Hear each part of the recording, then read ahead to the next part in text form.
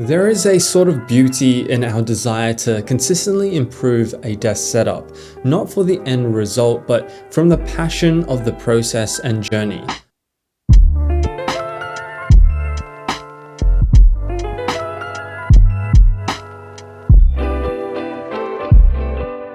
What started as a simple desire to just build a productive space so I could do my best work in has become a hobby and a passion project I'm able to share with like-minded tech and interior design enthusiasts.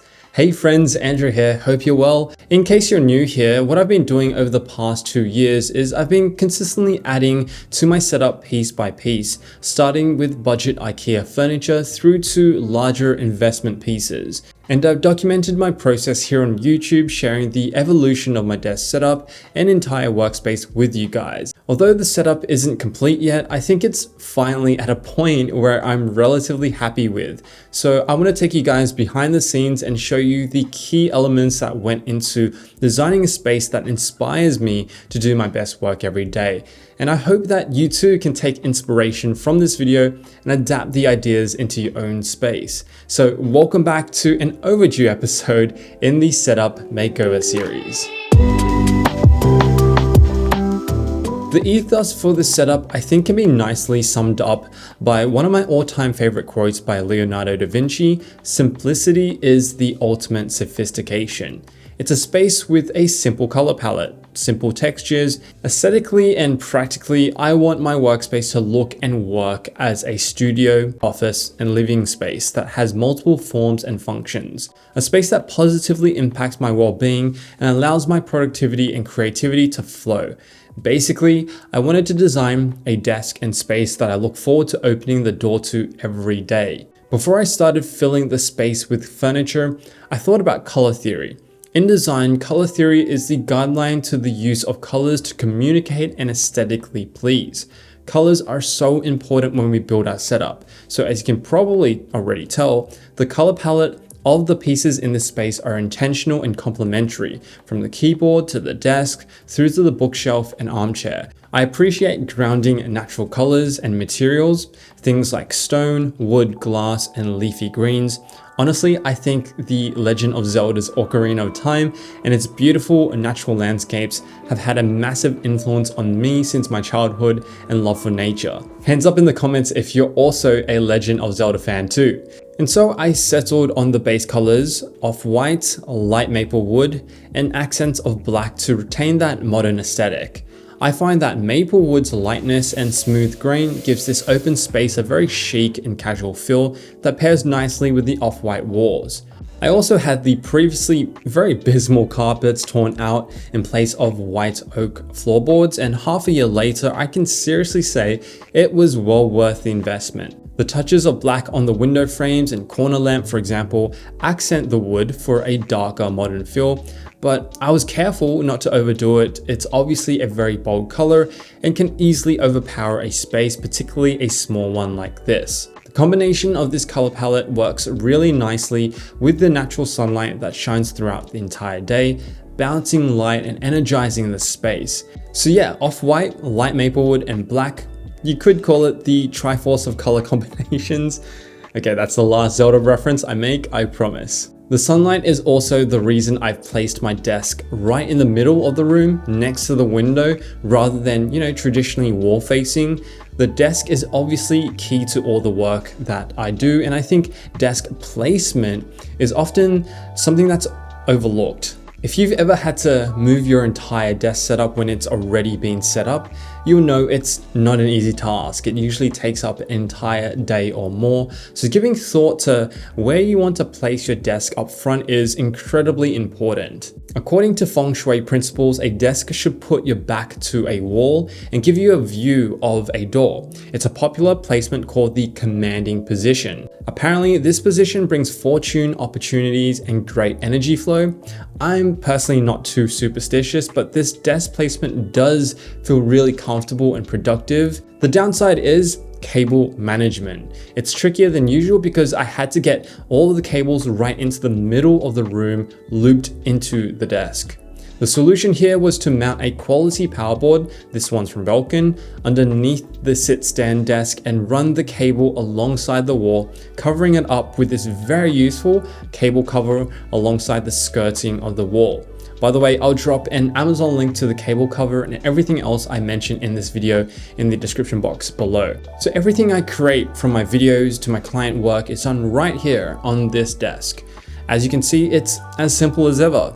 This is OmniDesk's sit-stand desk in natural Hevia wood, and it's one of the better sit-stand desks I've used, and the combination of short intervals of standing and then sitting on the Herman Miller Aeron chair is one that my back is thanking me for. The wood grain of the Hevia wood is a perfect pairing with all of Grovemade's accessories here too. So speaking of all the actual tech and desk accessories on my desk, let's move on to that. I've recently added Grovemade's black leather mousepad on top of the wool felt merino desk mat. It's improved the Logitech MX3's mouse tracking and sections off an area for the mouse on this desk. To fit with the new color palette, I got Grovemade's black pen stand with maple wood, and it's a much better match than the brass or titanium pens, as beautiful as they are. This pen stand combo is as much as a display piece as it is a practical piece. And I love digital notes, but this pen and stand really adds an old school touch back into a modern desk setup. And it's always here when inspiration strikes and I need to take a pen out and jot down some notes. And I do that on the neighboring Grovemade notepad I've been using for a while now too, and it's just been a pleasure to use for quick notes. I'll just pluck the notepad out, unholster the pen from its stand, and I've got a really pleasant writing experience right then and there. They're both machined from solid metal for a bespoke quality pen that will last a long time to come. I'll leave a more in-depth video of how I furnished the empty desk with Grovemade accessories to check out if you're interested. Moving on to the tech, this lightweight setup is powered by a beefy MacBook Pro M2 Max that is as competent in a docked setup as it is portable. I like this setup best because I'm able to work remotely wherever I need to and slot it into this dock with a single USB-C cable.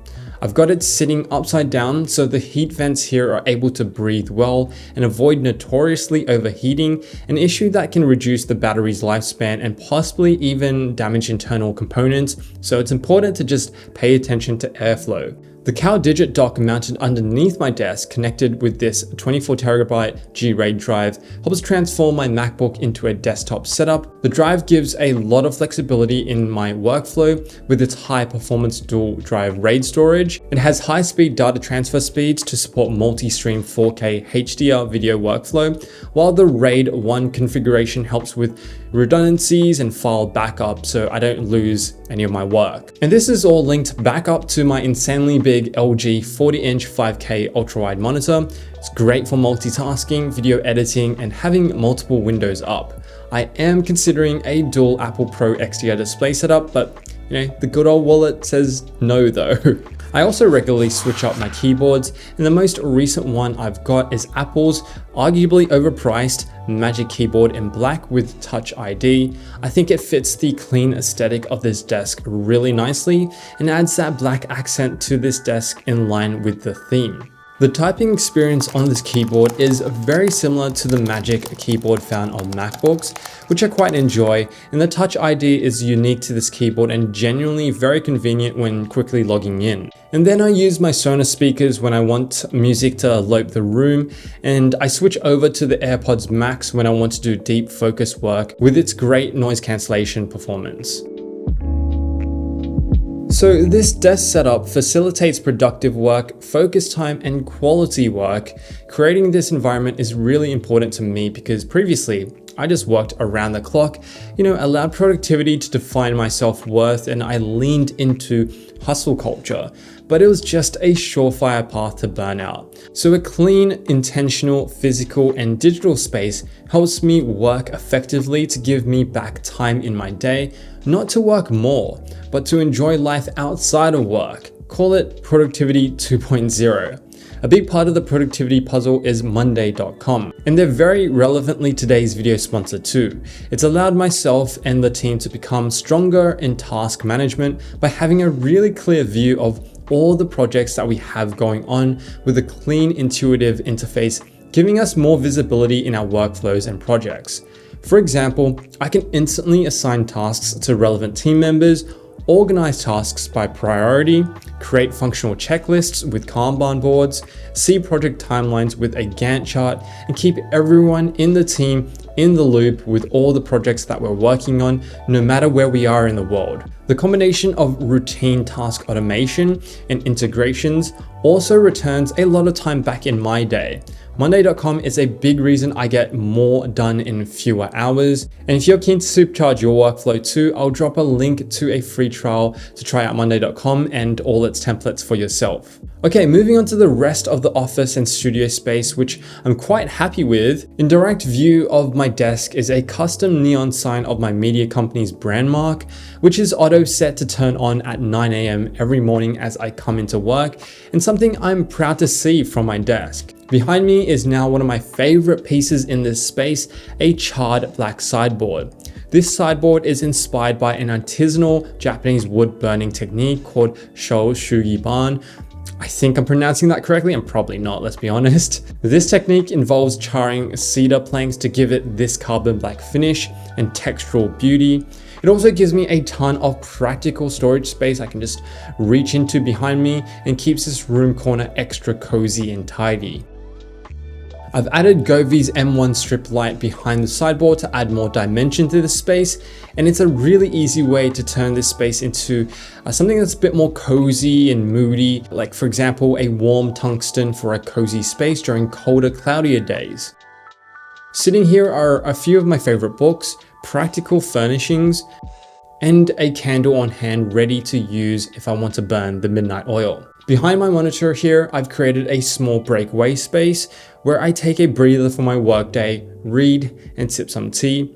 In the center of this space is a simple armchair. It took me a while to find an armchair that I liked actually, and this one has an off-white canvas material with light maple wood arms. And yeah, I quite like this piece. It completely matches this space and it's also extremely comfortable to sit on. And to the side are two practical pieces, a round side table made of a thick plank of European knotty oak wood, where I place my drink and my notepad or a book, and a simple overhead black and gold accented floor lamp, which I've yet to kit out with a bulb. I'll likely end up getting a smart colored light bulb for it. This area also doubles up as my creative thinking space. It's just great to write, read, or just jot down some notes on this armchair. The other new addition is this beautifully simplistic console table. It's a big, heavy boy made out of large quality oak in 3 solid slabs. The pyramid shape and rectangular legs are naturally finished, and it's a great display piece that also weighs a ton. To add character, I've decorated the console table with some greenery, a small snake plant and succulent, and this transparent book holder for daily inspiration.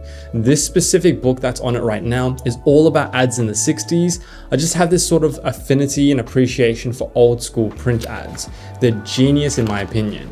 I guess the appreciation comes from the Mad Men TV show I used to love, with all the artistry and creative marketing expertise that had me inspired. Speaking of inspiration, I've been meaning to frame this very beautiful print, either above the console table or the sideboard. It's a print by one of my favorite artists, James Jean, who's incredibly talented and known for his ability to work and combine different genres and techniques with an imaginative and multifaceted approach. Seriously, if you haven't seen his work, go check it out. Just take a look at this meticulously finished print with its intricate fall line work, sculptural embossed details, and hand signed by the talented man himself. He's honestly an incredible artist to support and look out for. And yeah, these walls are still empty though, so I'm looking to frame this artwork and a few photography prints in the next phase of this ever improving space. In order for there to be harmony with the work that I do, there needs to be order to the creative chaos. These practical spaces that you've seen here is the harmony that I need. It's a seamless connection between work, relaxation, and creativity. But yet working for hours on end can be challenging. So anything we do to make it that much easier, I think is worth it. So I'll do my best to collate a list of links to everything featured in this video in the description box below for you to check out. The next areas I plan to revamp is this small nook I might change into a gaming corner, and I also need to properly kit out the kitchen too. And if you made it to the very end of this video, comment the code word harmony and I'll give it a like, and let me know if there's anything else I should add to the space. I'd love to get your suggestions. And if you enjoyed this video, please do give this video a like and consider subscribing for more tech and interior design content. I'll leave a link to a more detailed look into the previous episode of the Setup Makeover series where I go over the foundation of my desk setup. And as always, thanks for watching and I'll see you in the next video.